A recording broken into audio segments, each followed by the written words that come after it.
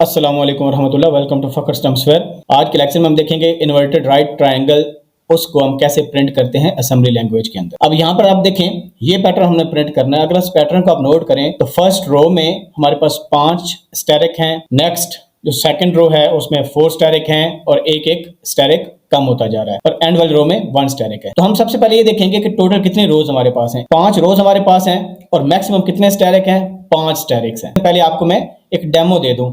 इसको मैंने बनाया हुआ है P1 के नाम से। P का मतलब पैटर्न और पैटर्न 1। और हम अगर लिखें यहाँ पर, इसको रन करें, हम लिखें जस्ट P1 और इंटर हिट करें एंड वी विल सी कि पैटर्न हमारे पास आ गया है। अब हम देखते हैं स्टेप्स। तो सबसे बुनियादी जो चीज है ना, जो इस तरह का पैटर्न होगा जिसमें आपके पास रोज भी हैं और कॉलम्स भी हैं, जिसमें आपके पास स्टैरिक्स हैं या आपके पास न्यूमेरिक वैल्यूज हो सकती हैं, इसमें आप यूज करेंगे नेस्टेड लूप। पहले तो ये चीज ध्यान में रखें कि नेस्टेड लूप यूज करेंगे। और लूप्स के लिए हम क्या करते हैं? लेबल्स बनाते हैं। फॉर एग्जाम्पल हम एक आउटर लेबल बनाते हैं।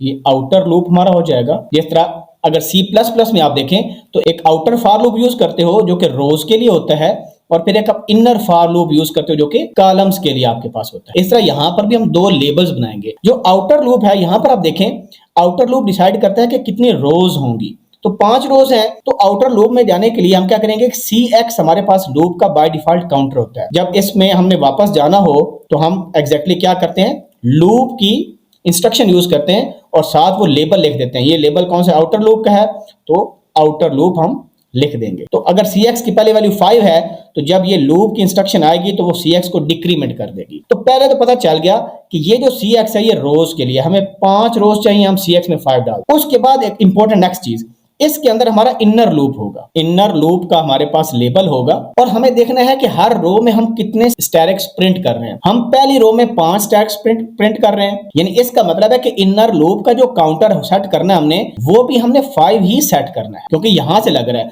फिर जब ये आउटर लूप होगा तो ये CX को क्या कर देगा? डिक्रीमेंट कर देगा। CX की वैल्यू हो जाएगी 4। जब CX की वैल्यू 4 हो जाएगी तो इनर लूप में भी हमने कितने स्टार प्रिंट करने हैं? 4 स्टार प्रिंट करने हैं। तो इसका मतलब है ये बहुत सिंपल पैटर्न है असेंबली लैंग्वेज के अंदर। तो हमारा एक्चुअली क्या होगा कि हर आउटर लूप की एक इटरेशन के लिए इनर लूप पूरा चलेगा।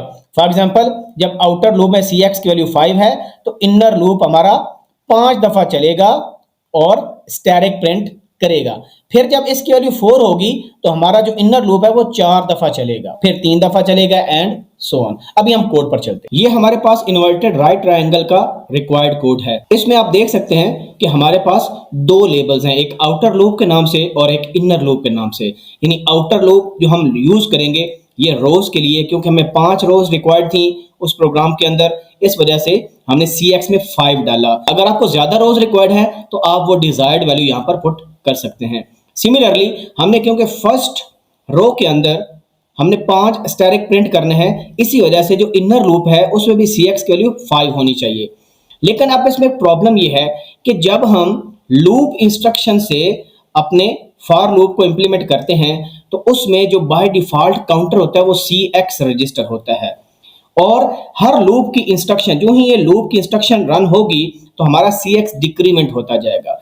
फॉर एग्जांपल आप यहां पर देखें, आउटर लूप में CX की वैल्यू 5 है, हमने इनर लूप स्टार्ट कर दिया, उसमें भी CX की वैल्यू 5 है क्योंकि हमने चेंज नहीं की। लेट्स सपोज जब ये फर्स्ट स्टैरिक प्रिंट करेगा, क्योंकि ये जो 3 इंस्ट्रक्शंस हैं ये स्टार प्रिंट करने के लिए हैं, क्योंकि जब हम AH में 0 to मूव करते हैं तो जो DL में कैरेक्टर पड़ा होता है, जो DL में वैल्यू पड़ी होती है, उसको प्रिंट करते हैं हम कंसोल पर। तो जब ये लूप के ये इंस्ट्रक्शन चलेगी तो ये CX को डिक्रीमेंट कर देगी, यानी CX को 4 कर देगी। दोबारा फिर जब तक CX 0 नहीं होगा तो ये इनर लूप यानी लाइन नंबर 9 से लाइन नंबर 13 तक रन होता जाएगा। जब 5 स्टार प्रिंट हो जाएंगे, CX वैल्यू 0 हो जाएगी, उसके बाद क्या होगा? हम नेक्स्ट चले जाएंगे इस लूप के बाहर। जब इस लूप के बाहर चले जाएंगे तो ये जो A हम मूव करते हैं DL के अंदर और फिर AH में 0 to मूव करते हैं, ये हमारे पास लाइन फीड होती है। और जब D मूव करते हैं DL के अंदर तो ये कैरेज रिटर्न होता है। तो दोनों का काम क्या होता है कि आपके कर्सर को नेक्स्ट लाइन के स्टार्ट में ले जाते हैं, ताकि हम चाहते हैं कि एक लाइन प्रिंट होने के बाद नेक्स्ट स्टैरिक कहां प्रिंट हो? लाइन के बिल्कुल स्टार्ट पर। तो ये 6 जो लाइनें हैं ये काम कर रही हैं। उसके बाद आप देखें लूप की फिर इंस्ट्रक्शन आ गई। ये किस लूप की इंस्ट्रक्शन है? ये आउटर लूप की इंस्ट्रक्शन है। लेकिन CX तो ऑलरेडी 0 हो चुका है, तो इसका मतलब है हमारा नेक्स्ट रो में कोई स्टैरिक प्रिंट नहीं होगा। उसकी वजह क्या है, क्योंकि आउटर लूप के लिए जो Cx था वो इनर लूप में यूज हो गया, उसको तो हमने स्टोर ही नहीं किया।